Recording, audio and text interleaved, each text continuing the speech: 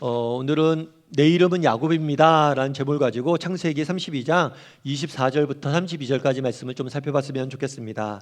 오늘 본문은 야곱이 삼촌 라반 집을 떠나서 고향에 돌아가는 장면입니다. 여러분 고향 하면 어떤 이미지가 떠오르세요?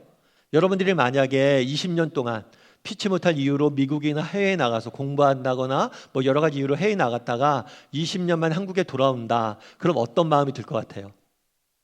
그래도 고향에 돌아가고 고국에 돌아가니까 20년 만에 가니까 세상이 어떻게 변했을까 이런 생각도 들지만 왠지 모를 설레임과 기대감이 있죠.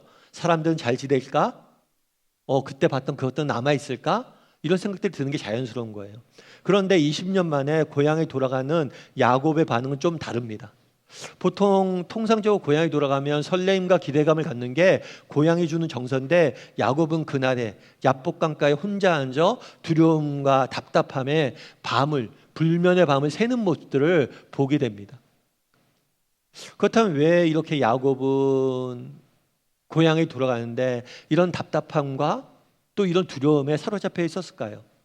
아니 어쩌면 이 야곱의 그날에 야복강가에서 두려움에 떨고 있는 야곱의 모습은 바로 오늘을 살아가는 우리의 모습이 아닐까 싶어요. 사실 여러분 산다는 건 소중한 거죠. 여러분 산다는 건 소중한 것 아닙니까? 정말 내가 오늘 살아있다는 것, 죽지 않고 살아있다는 것은 정말 가치 있는 일이에요. 그래서 우리가 오늘 하루하루 살아가는 것은 굉장히 의미 있고 소중한 일이에요. 그래서 정말 하루를 살아갈 때 야 오늘도 이렇게 새로운 날이 밝았구나 하고 설렘과 기대감을 가지고 살아가야 정상입니다. 그런데 어때요? 여러분 하루하루의 삶이 그렇습니까? 야 새날이 밝았네 오늘 정말 기쁘네 즐겁네 이렇게 살아가지지 않잖아요. 정말 또 하루가 밝으면 또다시 인생의 짐과 무게로 인해서 두렵고 답답하고 그런 마음으로 하루하루를 살아가는 게 또 우리의 현실이라는 거죠. 마치 그날의 고향에 돌아감에도 불구하고 기대감과 설레임보다는 두려움과 답답함에 사로잡힌 것처럼 우리도 이 땅을 살다 보면 정말 그런 순간들을 만날 때가 많다는 거예요. 저는 오늘 그 밤에 두려움과 답답함에 떨고 있는 야곱의 모습에 대해서 살펴보길 원합니다. 이런 야곱을 하나님이 찾아와 주셨는데 왜 찾아와 주셨고 또 찾아와서 무엇을 행했는지를 좀 살펴보므로 이 땅을 우리가 어떻게 살아갈지에 대해서 몇 가지 이야기를 좀 나눠봤으면 좋겠습니다. 첫 번째로 살펴보길 원하는 것은 이것이에요. 뭐냐면 그날에 하나님이 나타나셔서 밤에 야곱과 씨름을 합니다. 그럼 하나님께 도대체 야곱과 왜 씨름을 했냐는 거예요. 야곱과 씨름한 이유는 뭐냐는 거죠. 하나님께서 그날에 야곱에게 찾아와서 씨름을 했는데 야곱과 씨름한 이유는 한 가지예요. 그건 뭐냐면 내가 추구해야 될 행복의 대상이 무엇인지를 알려주기 원함이에요. 우리가 이 땅을 살면서 정말 행복을 얻길 원하는데 이 행복을 어디서 얻을 수 있는지를 보여주기 위함입니다. 오늘 24절과 25절은 이렇게 이야기하죠. 같이 한번 읽어볼까요? 같이 읽도록 하겠습니다. 야곱은 홀로 남았더니 어떤 사람이 날이 새도록 야곱과 씨름하다가 자기가 야곱을 이기지 못함을 보고 그가 야곱의 허벅지 관절을 치매 야곱의 허벅지 관절이 그 사람과 씨름할 때 어긋났더라. 야곱이 홀로 야복강가에 남아 있습니다. 그런데 어떤 사람이 찾아왔어요. 어떤 사람이 찾아와서 야곱과 씨름을 합니다. 그러면 이 어떤 사람은 나중에 보니까 하나님이에요. 인간의 모습을 입고 오신 하나님이에요. 그런데 인간의 몸을 입고 오신 하나님이 갑자기 야곱에게 덮치더니 야곱과 씨름을 한 거예요. 그럼 왜 야곱과 씨름을 했냐는 거예요. 사실 그날에 야곱은 고향에 돌아가고 있었습니다. 그런데 고향에 돌아가는데 자기의 형 에서가 400명의 군사를 데리고 온다는 소식을 들었어요. 이 좋은 이야기는 아니죠. 동생을 맞이하러 오면 그냥 기쁘게 정말 잔치를 벌려야 되는데 잔치가 아니라 군사를 데리고 오는 거예요. 그것도 400명이나 되는 군사를. 그 소식을 듣고 정말 두려움에 떨면서 야복강가에 혼자 있었던 거예요. 그런데 갑자기 하나님이 나타나서 씨름을 한 거예요. 그렇다면 왜 씨름을 했냐는 거예요. 그 씨름한 이유는 뭘까요? 오늘 본문에 야곱이라는 사람이 등장을 합니다. 그런데 이 야곱의 이름의 뜻은 뭐냐면 붙잡다라는 거예요. 야곱의 이름은 붙잡다. 그러니까 야곱이 태어날 때 형 에서와 쌍둥이거든요. 그런데 형 에서의 발목을 붙잡았어요.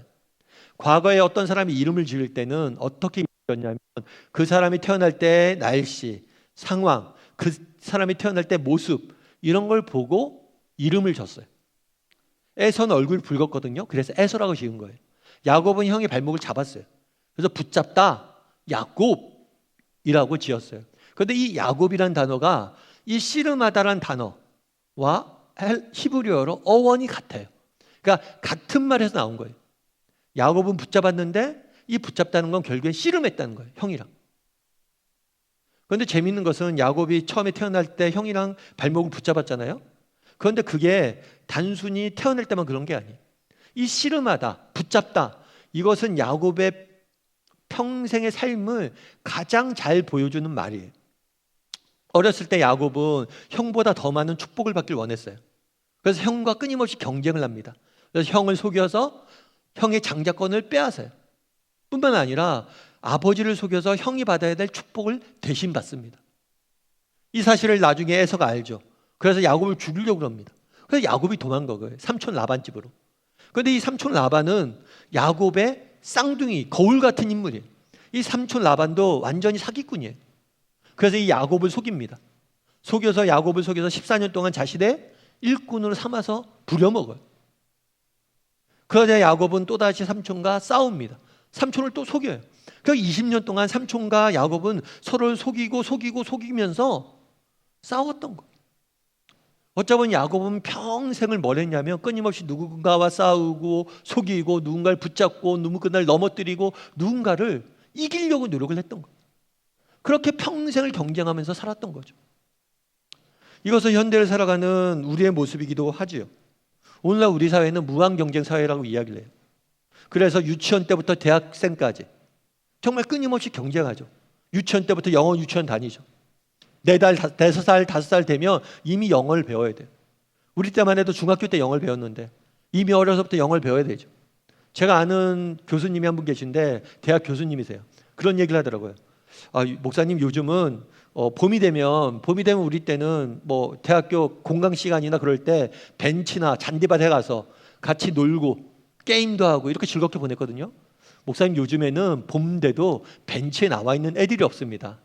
그럼 다 어디 가요? 다 도서관 가야 돼요. 1학년 때부터 열심히 토익 공부하고 영어 공부하고 끊임없이 공부합니다. 정말 어린아이부터 시작해서 대학교 때까지 끊임없이 경쟁하는 거예요.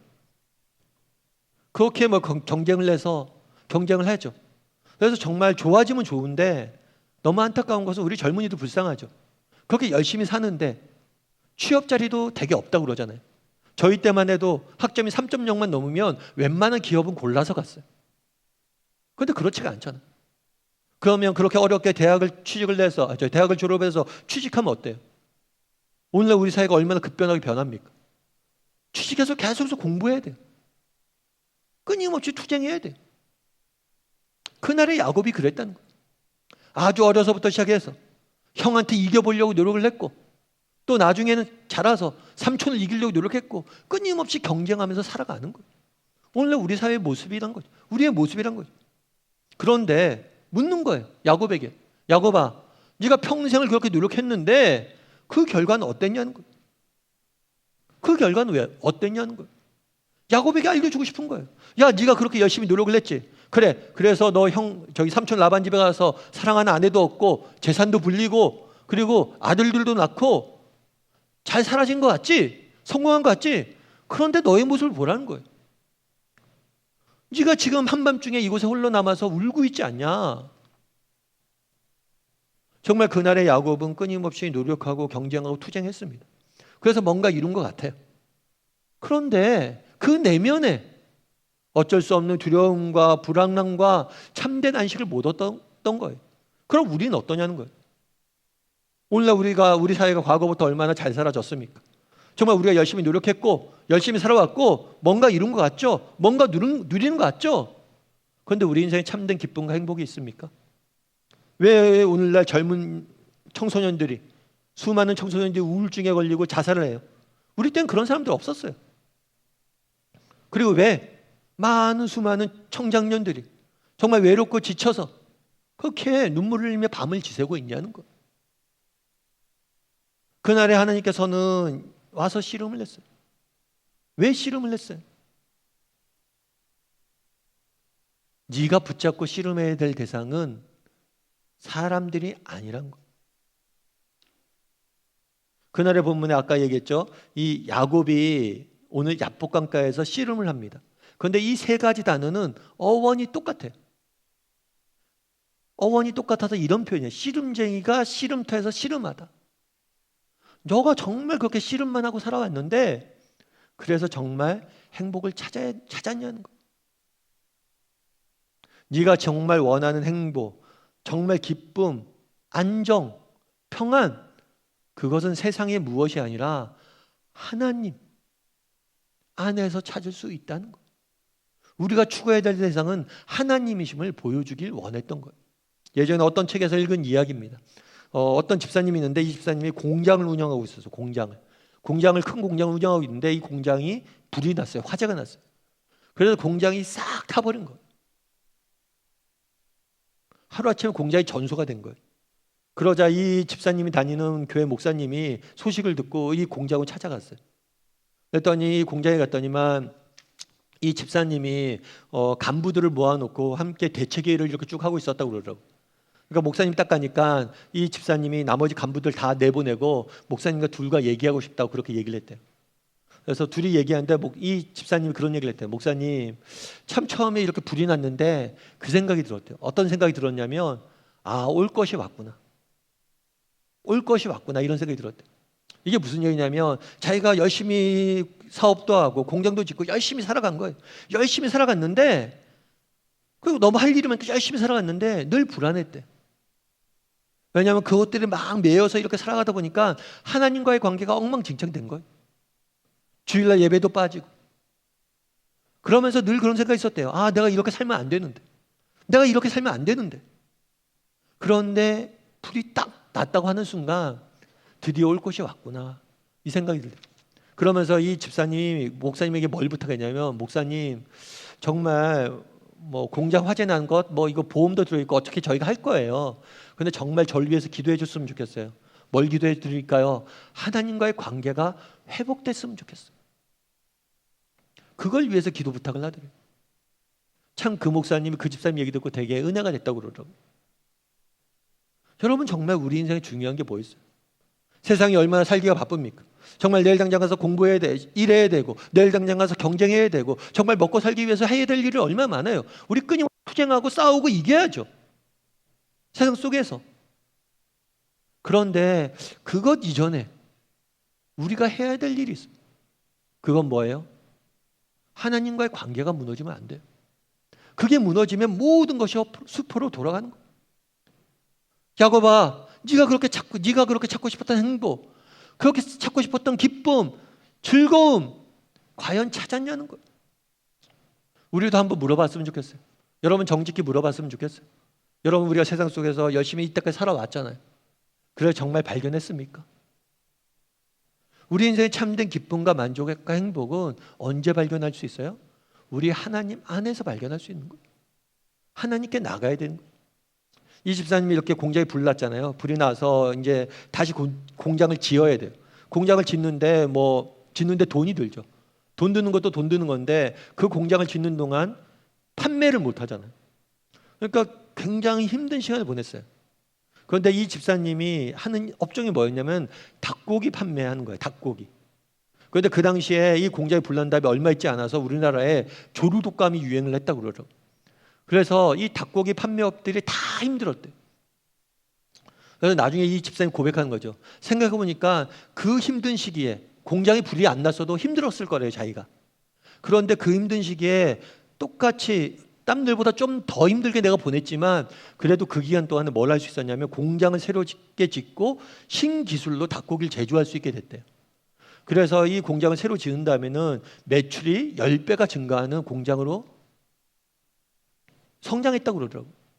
그러면 참 하나님이 신비롭다고, 참 그때 불났을 때 몰랐는데 또 하나님 계획이 있었음을 알게 됐다고 이야기를 하더라고요. 여러분 정말 그날의 야곱이 혼자 있었습니다. 우리도 이 땅을 살다 보면 혼자 그렇게 불면하의 밤을 보내는 날들이 있어요. 두렵고 답답함이 찾아온 날들이 있어요. 그럴 때 우리가 해야 될 게 있어요. 그건 뭐예요? 하나님 앞에 가져가세요. 하나님과 좀 씨름하세요. 하나님, 당신밖에 없습니다. 당신이 이 문제 해결해 주시고 당신밖에 없습니다. 당신이 내 삶의 기쁨과 정말 만족을, 세상을 살아갈 수 있는 힘을 주십시오. 이렇게 씨름해 보세요. 그럼 하나님께서 우리 가운데 일하실 거예요. 바라기는 그날의 야곱처럼 정말 하나님 앞에 나아가 씨름할 줄 아는 저와 여러분이 되기를 주님의 이름으로 소원합니다. 두 번째로 살펴보길 원하는 것은 야곱의 이름을 왜 물었냐는 거예요. 야곱의 이름을 물었어요. 하나님께서 야곱의 이름을 물었는데 왜 물었냐는 거죠. 야곱의 이름을 물음을 알려주길 원했던 것은 뭐냐면 야곱에게 있는 모습 그대로 널 사랑한다는 사실을 보여주기 위함이었어요. 우리 26절과 27절 말씀을 같이 한번 읽어볼까요? 같이 읽도록 하겠습니다. 그가 이르되 날이 세려하니 나로 가게 하라. 야곱이 이르되 당신이 내게 축복하지 아니하면 가게 하지 아니하겠나이다. 그 사람이 그에게 이르되 내 이름이 무엇이냐? 그가 이르되 야곱이니이다. 무슨 얘기냐면 야곱이 먼저, 오늘 본문에서 먼저 야곱의 변화된 모습을 볼 수가 있죠. 지금 이 사람과 막 씨름을 합니다. 하나님인 걸 알았어요. 그러니까 하나님이 가려고 하니까 못 가게 하는 거죠. 저 좀 축복해 주세요. 이전에는 세상 속에 나가서 자기가 자기의 힘으로 축복을 쟁취하려고 했어요. 그런데 이제는 하나님 주세요 라고 하나님께 매달리는 모습을 보게 돼요. 정말 하나님이 원하시는 거 이런 거예요. 우리가 하나님께 매달리는 거. 그런데 그 다음이 재밌어요. 하나님이 야곱에게 이름을 물었습니다. 야곱아, 내 이름이 뭐냐? 그럼 하나님께서 몰라서 물었을까요? 아니요, 하나님 알았어요. 야곱이 누군지 알고 찾아온 거죠. 그냥 낯선 사람한테 씨름한 게 아니에요. 전지하신 하나님께서 모를 이유가 없죠. 그럼 야곱의 이름을 알았음에도 불구하고 왜 물었냐는 거예요. 왜 물었을까요? 이건 몰라서 물은 게 아니라 알려주고 싶은 게 있어서 물은 거죠. 우리도 가끔 그런 경우가 있죠. 자녀들이 잘못을 합니다. 자녀들이 잘못을 해요. 그러면 자녀가 뭘 잘못했는지 부모는 알아요, 몰라요? 알아요. 그런데 자녀한테 묻죠. 야, 아무개야, 너 뭐 잘못했어? 뭐 잘못했어? 몰라서 물은 게 아니에요. 알려주고 싶어서 묻는 거예요. 네가 잘못한 게 뭔지 네가 대답해 보라는 거예요. 알려주고 싶다는 거예요. 그날에 야곱에게도 동일한 거예요. 몰라서 물은 게 아니에요. 알려주고 싶은 게 있어서 물은 거예요. 그럼 야곱에게 뭘 알려주고 싶어서 물었을까요? 야곱이 창세기를 쭉 읽다 보면 야곱이 내 이름이 무엇이냐 이 질문을 2번 받습니다. 딱 2번 받아요. 창세기에서. 첫 번째로 이 질문을 언제 받았냐면 앞서 이야기했던 것처럼 야곱의 아버지 이삭이 나이가 듭니다. 나이가 들어서 눈이 멀어져요. 아, 이제 내가 죽을 날이 얼마 남지 않았구나 해서 자녀들을 모아서 축복하려고 그래요. 그래서 이삭이 에서, 특별히 큰 애인 에서를 편애를 했어요.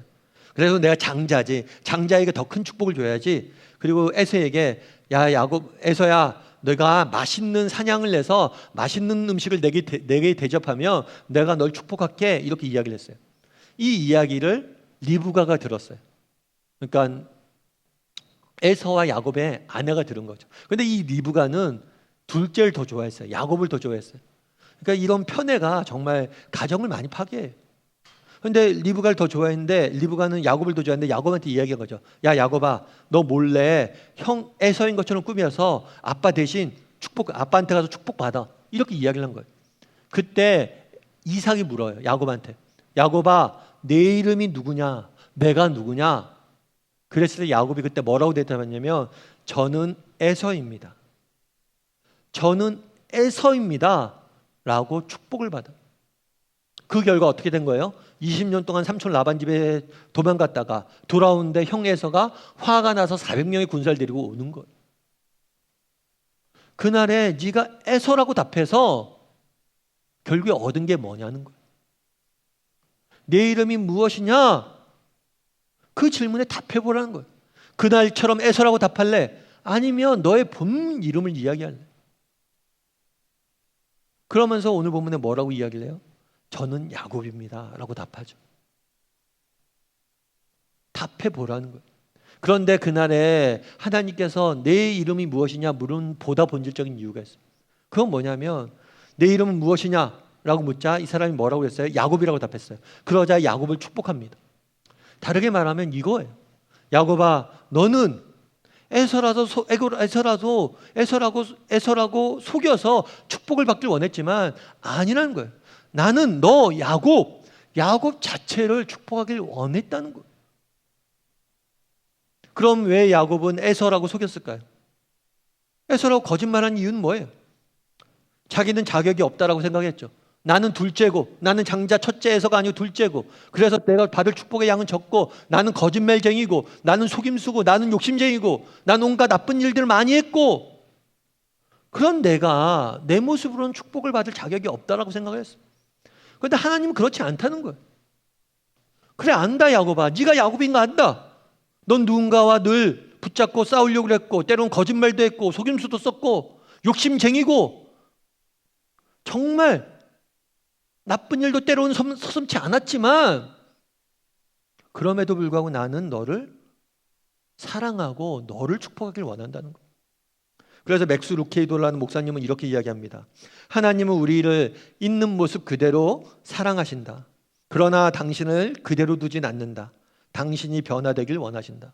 하나님은 우리를 사랑하세요. 사랑하시는데 어떻게 사랑한다고요? 있는 모습 그대로 사랑하세요. 또 사랑하기 때문에 우리를 그냥 두지 않고 우리를 변화되길 원하세요. 그런데 이 변화되길 원하는 이전에 우리가 해야 될 일이 있어요. 뭐예요? 우리가 있는 모습 그대로 우리를 사랑한다는 거예요. 왜 그날에 야곱이 하나님께 찾아가서 기도하지 못했습니까? 왜 하나님이 야곱을 찾아왔어요? 어쩌면 야곱의 마음속에 난 자격이 없어. 일이 왜 이렇게 꼬였어요? 형 에서가 왜 쫓아와요? 내가 잘못했으니까. 내가 잘못했으니까 벌 받아야지. 난 하나님 앞에 자격이 없는 사람이에요. 형 앞에 설 자격이 없는 사람이에요. 그날에 그랬던 것처럼. 그래서 그날에도 애서라고 고백했던 거예요. 그런데 아니라는 거예요. 있는 모습 그대로 널 사랑한다는 거예요. 여러분 그걸 알아야 돼요. 정말 여러분들을 있는 모습 그대로 하나님은 사랑하십니다.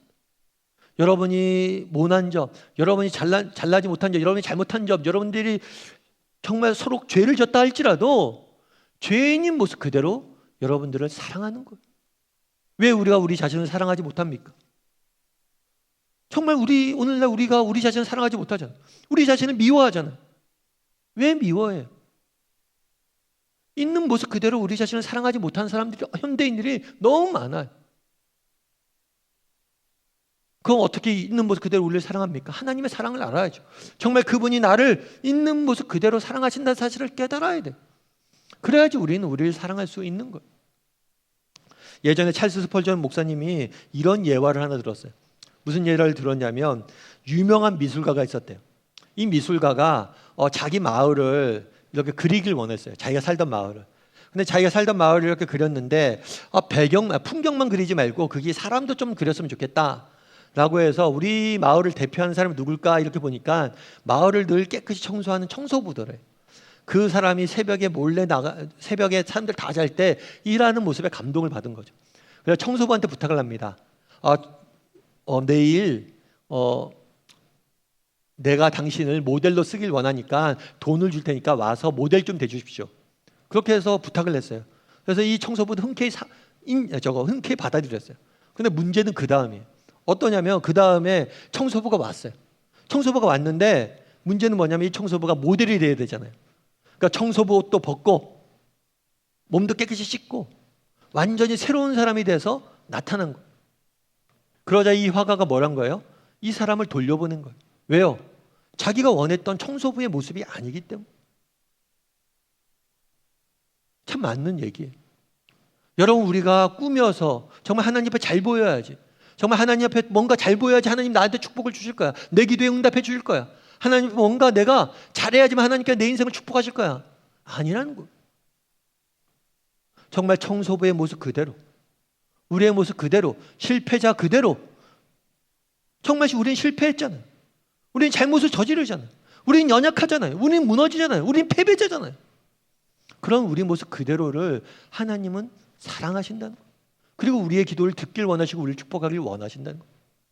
바라기는 우리 다음의 식구들이 정말 하나님께서 우리를 있는 모습 그대로 사랑하신다는 사실을 기억했으면 좋겠어요. 그리고 그 하나님께 정말 있는 모습 그대로 나가면 좋을 것 같아요.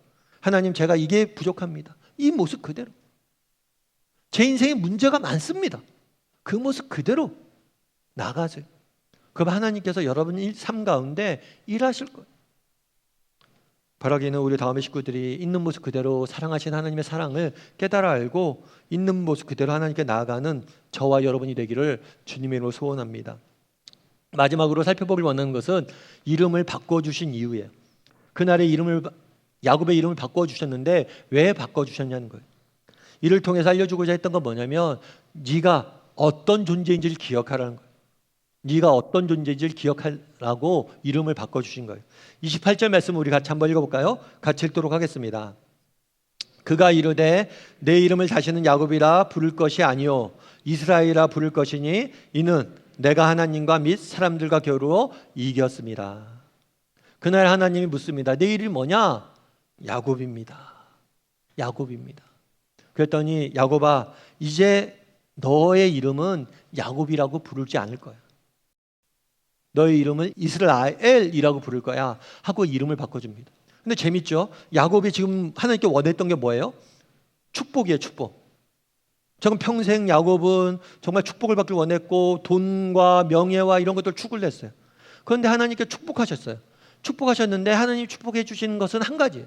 그건 뭐예요? 이름 바꿔주는 거예요. 목사님 이게 뭐예요? 이름 바꾸는 게 뭐예요? 이게 뭐 대단한 걸로 이걸 축복이라고 그래요? 뭐 그렇게 생각할 수 있죠.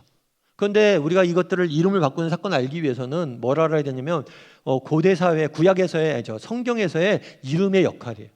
성경에서의 이름은 단순한 호칭이 아닙니다. 한 사람의 인격과 한 사람의 인생과 한 사람의 성품을 대변하는 거예요. 이 사람이 어떤 존재이고 이 사람이 어떤 삶을 사는지를 존재 자체를 보여주는 게 이름이에요. 그래서 이름을 바꿔준 거예요. 네가 이때까지 야곱, 다른 사람의 발꿈치를 붙잡는, 씨름하는 그런 사람이었다면, 거짓말쟁이, 속임수쟁이였다면 이제 너는 이스라엘. 이스라엘은 무슨 뜻이냐면 하나님이 싸우신다는 거예요. 하나님이 싸우신다. 하나님이 싸우시는 사람이다 라고 이름을 바꿔준 거예요. 그런데 오늘 본문에 재미있는 표현이 있어요. 원래 이스라엘은 하나님이 싸우신다, 하나님이 이기신다라는 의미예요. 그런데 그 뒤에 이 이름의 뜻을 해석을 뭐라고 붙였냐면 내가 하나님과 사람과 겨루어 이겼습니다. 네가 싸워서 이겼다는 거예요. 그날에 하나님께서 야곱과 나와서 씨름을 냈습니다. 씨름을 했는데 누가 이겼어요? 야곱이 이겼습니까? 하나님이 이겼습니까? 그러니까 오늘 이상한 건 예를 들어서 저희 어렸을 때 남자애들끼리는 좀 거칠게 싸우는 경우가 있어요. 남자애들끼리 싸울 때 싸움이 언제 끝납니까? 어떻게 하면 싸움이 끝날까요? 코피 흘리면 싸움이 끝나요. 그러니까 누군가가 코피를 찍 흘리면 걔가 진 거예요. 아무튼 코피 흘리면 지는 거예요. 그날에 야곱과 하나님이 싸웠어요. 하나님께서 야곱에 뭘 했어요? 허벅지 관절을 쳤잖아요. 허벅지 관절을 치면 어떻게 되냐면 하체 힘이 안 들어갑니다. 씨름한다고 생각해 보세요. 그럼 하체 힘이 안 들어가요. 그럼 어떻게 돼요? 팔에만 힘이 들어가요. 그래서 결국엔 야곱이 하나님께 이렇게 매달려 있는 형상이에요. 우리가 상상을 해보면 결국에 그날에 허벅지를 친 것도 네가 매달려야 될 대상은 나라는 걸 보여주기 위함이에요. 그런데 생각해 보면 그날에 허벅지를 치고 쩔뚝쩔뚝 거리고 결국에 패배한 사람은 야곱이에요. 그런데 하나님 뭐라고 그런 거예요? 네가 이겼다는 거예요. 그렇다면 왜 네가 이겼다라고 이야기했을까요? 이 이유를 알기 위해 아는 방법은 한 가지예요. 여러분들 부모가 되면 알 수가 있습니다. 여러분 부모가 되면 자녀를 이기지 못하는 것이 어떤 개념인지 알아요. 저도 아이들이 어렸을 때 유치원에 보냈는데 유치원에서 뭐 팔씨름 같은 걸 친구끼리 했나 봐요. 집에 오더니 저한테 그러는 거예요. 아빠 나랑 팔씨름해. 우리 아이들이 여자아이거든요. 팔씨름 제가 했어요. 제가 이겼을까요? 졌을까요? 제가 어려운 걸 물을까요? 쉬운 걸 물을까요? 이겼을까요? 졌을까요? 제가 지죠. 그 6살 난 딸한테 팔씨름 이기는 부모가 어디 있어요? 이겼다고 제가 자랑할까요? 야 우리 딸보다 내가 힘이 세다. 자랑 안 해요. 저주죠. 그럼 우리 아이들이 뭐라고 그래요? 와 자기가 이겼다고. 아빠보다 자기는 힘 세다고. 자녀를 이기는 부모가 없어요. 다르게 말하면 사랑이란 뭐냐? 여러분 사랑이란 건 지는 거예요. 사랑이란 지는 거예요. 여러분 사랑하는 사람한테 이기려는 사람은 한 명도 본 적이 없어요. 진짜 여러분 누군가를 사랑해 보세요. 다 져주는 거잖아요. 뭐 말썽 피우는 남편도 우리 다 져주는 거잖아요. 말 안 들어도. 말 안 듣는 우리 자녀들 다 져주잖아요. 그래 네 말이 맞다. 네 하고 싶은 대로 해라. 지는 게 사랑이에요. 다르게 말하면 그날에 왜 이스라엘로 이름을 바꿔줬습니까? 왜 네가 이겼다라고 이야기합니까? 그만큼 내가 널 사랑한다는 거예요. 하나님이 우리를 그만큼 사랑한다는 거예요. 여러분 이 사실을 잊으면 안 돼요. 정말 가장 큰 축복은 뭐냐? 하나님의 사랑을 받는 것. 가장 큰 은혜는 뭐냐? 하나님의 사랑을 받는 것. 그날에 생각해 보세요. 지금 에서가 400명을 데리고 와요, 군사를. 그럼 하나님께서 하나님 저 축복해 주세요. 그래? 그러면 야곱아, 내가 천사를 너한테 보내줄 테니까 천사가 너를 지켜줄 거야. 이렇게 하신 게 아니에요. 상황은 변한 게 없어요. 오히려 상황은 악화가 됐어요. 왜요? 에서가 나와서 오잖아요. 400명 데리고 나가서 내가 싸워야 되잖아요. 그럼 몸이 정상이어야 되잖아요. 그런데 허벅지가 끊어졌어요. 제대로 걷지도 못해요. 결국에 상황은 더 악화됐어요. 그런데 하나님께서 뭐라고 얘기하는 거예요? 내가 너에게 할 축복을 다 줬다는 거예요. 그리고 야곱은 신나서 형을 만나러 갑니다. 뭐가 달라진 거예요? 깨달은 거예요. 뭘 깨달아요? 아, 하나님께서 나를 사랑하신다. 날 사랑하신 하나님께 날 위해서 싸우시겠구나. 여러분, 우리도 마찬가지입니다. 우리 세상 나가서 살아야 되잖아요. 정말 이 세상 속에 나가서 일주일 동안 살아야 되는데 우리가 정말 확신했으면 좋겠어요. 뭘 확신해요? 하나님이 우리를 사랑하신다는 사실. 이스라엘, 하나님이 우리를 위해서 싸우고 계시다는 것. 하나님이 우리를 위해서 지금도 일하고 계시다는 것. 확신했으면 좋겠어요. 우리는 하나님의 사랑받는 자녀예요. 정말 하나님이 우리를 이기지 못하세요. 그분이 우리를 싸우세요. 이 사실을 알고 정말 이 사실을 확신하고 세상 속에 살아가는 저와 여러분이 되기를 주님의 이름으로 소원합니다.